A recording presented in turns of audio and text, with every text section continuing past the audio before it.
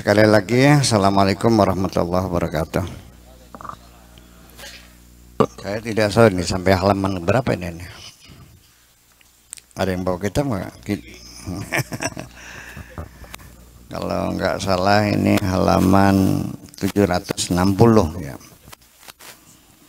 Ya, yang isinya adalah Bismillahirrahmanirrahim. Iyad'una min dunihi illa inatha. Jadi Tuhan-Tuhan yang disembah oleh mereka di Jazirah Arabia dan di kota Mekah khususnya tidak lain Tuhan-Tuhan yang bergender female, bergender betina. Jadi Tuhan-Tuhan itu betina semua, karena dewa-dewa yang mereka ciptakan itu adalah diyakininya adalah anak perempuannya Tuhan. Makanya ada Lata, ada Uzza, ada Al-Manat, itu nama-nama perempuan. Jadi malaikat-malaikat itu adalah anak perempuannya Tuhan gitu, dan mereka bikin patung dan mereka sembah. Jadi Tuhan yang mereka sembah tidak lain adalah Tuhan-Tuhan perempuan macam itu. Ini firman Tuhannya. Kemudian mana tadi itu? Wa iyad'una illa syaitanan marida, dan tidak lain apa yang mereka doakan, yang mereka mintakan, yang mereka panjatkan doanya, tidak lain hanyalah permohonan mereka itu bukan kepada Tuhan tapi kepada setan yang membangkang. Jadi setan yang membangkang Tuhan itulah yang menjadi tempat engkau meminta, berdoa. La'anahullahu, ya, Allah melaknat setan. Waqala, dan setan mengatakan, la'attakhidanna min ibadika nasiban mafruḍa. Setan mengatakan, wahai Tuhanku, akan aku renggut sebagian daripada hamba-hambamu ini, akan kujerumuskan mereka. Itu sumpah serapah setan kepada manusia. Karena dendam, karena gara-gara manusia, setan dipersona non gratakan dari kerajaan sorga. Walau udillannahum, dan pasti akan aku sesatkan mereka. Ini adalah sumpah serapah setan kepada Tuhan. Saking dendamnya setan kepada manusia, dia bersumpah kepada Tuhan, pasti akan aku sesatkan semua manusia itu. Itu termasuk kita.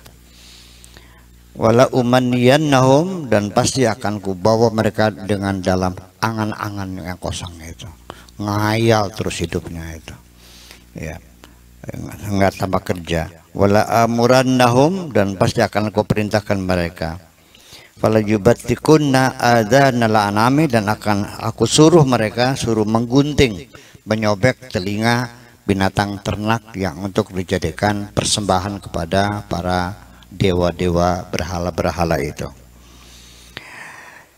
Wala amurannahum, dan juga pasti akan aku perintahkan mereka, fala yughayyirunna khalqallah, dan aku perintahkan mereka suruh merubah ciptaan Allah, melukai makhluk Allah dan mencidrai makhluk Allah. Itu kata setan. Sekali lagi bahwa sampai sekarang sumpah serapah setan itu masih berlangsung, karena dendam bagaimanapun. Setan yang tadinya sudah menjadi penduduk sorga sedang enak-enaknya gara-gara muncul makhluk baru namanya Adam, lalu mereka disuruh bersujud kepada Adam, mereka kemudian berkeberatan. Setelah diklarifikasi lalu mereka menjawabnya menunjukkan kesombongan. Setelah mereka menunjukkan kesombongan lalu ditetapkan oleh Allah bahwa mereka adalah orang-orang yang kafir. Iya. Biar kita cerita dulu sebentar bahwa sebetulnya makhluk Allah, seluruh alam semesta itu diperintahkan oleh Allah untuk bersujud kepada nenek moyang kita ini, namanya Nabi Adam itu. Malaikat, jin, setan, iblis, semuanya, bahkan alam semesta pun diciptakan sengaja untuk manusia kok. ya, menjadi pusat circle ya, pusat kekuasaan itu berada pada manusia untuk diabdikan untuk memfasilitasi manusia. Wa khalaqalakum ma fis samawati wa ma fil ardi, semua apa yang kuciptakan di langit dan di bumi semuanya buat kamu semua. Silakan semuanya. Gusti Allah gawe ketek mus apa? Gusti Allah gawe kiring mus apa? Gusti Allah gawe paring mus apa? Gusti Allah gawe kadal mus apa? Semuanya untuk manusia kok. Ya. Artinya bukan suruh dimakan, artinya dimanfaatkan, silakan. Ya kan begitu persoalannya. Ketek yang lumayan ngonongton boleh. Kalau mata kena renira sih kan. Iya, gitu. Buaya ya kulitnya bisa dipakai buat perhiasan. Semuanya adalah untuk kita, bukan dimakan semua. Kambing juga untuk kita, tapi bukan dimakan semua. Ya bulunya buat baju, kulitnya bikin sepatu, dagingnya buat dimakan, balungnya bikin kancing. Jadi silakan, tapi semuanya pada proposal itu sesuai dengan proposalnya. Malaikat semua sudah bersujud itu membantu Adam. Dan ternyata akhirnya alam semesta ini, makhluk-makhluk Allah yang lain itu juga keberatan semua. Rata-rata semuanya keberatan. Yang menolak bersujud bukan hanya malaikat saja, bukan hanya iblis saja, bukan setan saja, malaikat pun keberatan. Ya. Malaikat sendiri juga mengajukan nota keberatan kepada Tuhan. Kalau nggak percaya, saya punya arsipnya kok, masih dibuka lagi, ada arsipnya. Ya, ketika malaikat diperintahkan bersujud kan mereka mengajukan request, ya ada nota keberatan gitu. Bunyinya gimana? Atajalu fiha man yufsidu fiha wa yasfikud dima. Untuk apa engkau menciptakan manusia yang toh nantinya akan perang banjir darah, yang toh nantinya akan membuat kerusakan di bumi? Apa enggak cukup kami saja? Wa nahnu nusabbihu bihamdika wa nuqaddisu lak, kami yang selalu memujimu, yang mensucikan engkau juga dan melaksanakan segala perintahmu, kami beribadah siang dan malam. Apa enggak cukup kami saja? Allah menjawab dari sanggahan malaikat sendiri, ajak bacot beli paham siraku. Qala inni a'lamu ma la ta'lamun. Nah, di tengah-tengah gaduhnya alam semesta, menolak kehadiran Adam sebagai pemimpin inilah lalu Allah membuktikan kepada para malaikat, kepada para yang lainnya juga, potensi yang terpendam dalam pribadi Adam itu dimunculkan oleh Tuhan dengan melalui proses edukasi. Wa 'allama Adamal asma'a kullaha. Allah mengajarkan Adam untuk mengenal semua nama-nama, maksudnya dengan ilmu pengetahuan. Jadi dipesantrenkan dulu Adamnya di pondok pesantren cadang rampingkan. Ngaji balaghah, ngaji ilmu mantek, ilmu bayan, ilmu badi, ilmu arud, ilmu qafiyah, segala macam kan. Nah, setelah pintar lalu disayembarakan dengan para malaikat. Ayo sok badekan malaikat. Coba ini apa, ini apa. Ternyata mereka melongo. Qalu subhanaka la ilma lana illa ma 'allamtana. Ya Tuhan, kami enggak tahu. Ya udah, kamu enggak tahu. Adam, kemana apa nih? Bla bla bla bla bla. Cerdas banget Adamnya kan gitu. Ketika melihat Adam punya kelebihan yang luar biasa di hadapan malaikat, fasajadu, akhirnya malaikat sadar diri, oh memang layak kita bersujud kepada Adam, itu hormat kepada Adam. Fasajadu. Ternyata ada di antara mereka yang tidak mau bersujud, tetap saja dia tolak pinggang sambil meletai motot. Itu illa iblis. Jadi iblis itu tidak mau bersujud, padahal sudah dibuktikan oleh Tuhan Adam unggul, tidak mengakui kelebihan Adam. Itulah iblis. Makanya ketika diklarifikasi kenapa nggak bersujud, terjadilah mempertunjukkan kepribadian iblis yang sesungguhnya. Ya, sebabnya apa?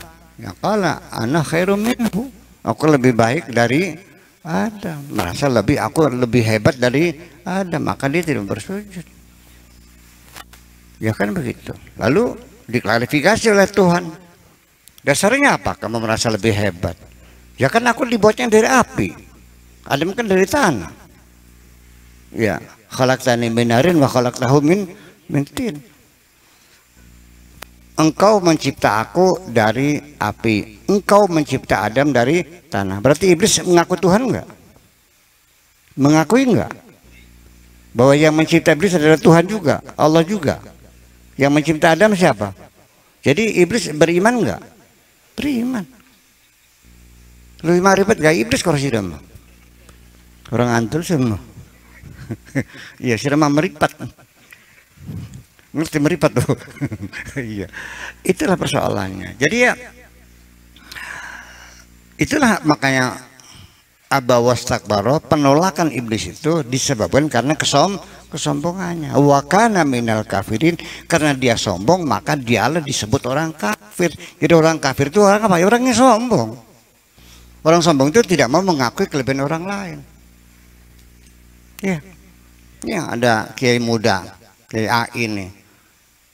Ya sepunya cuma mengakuinya.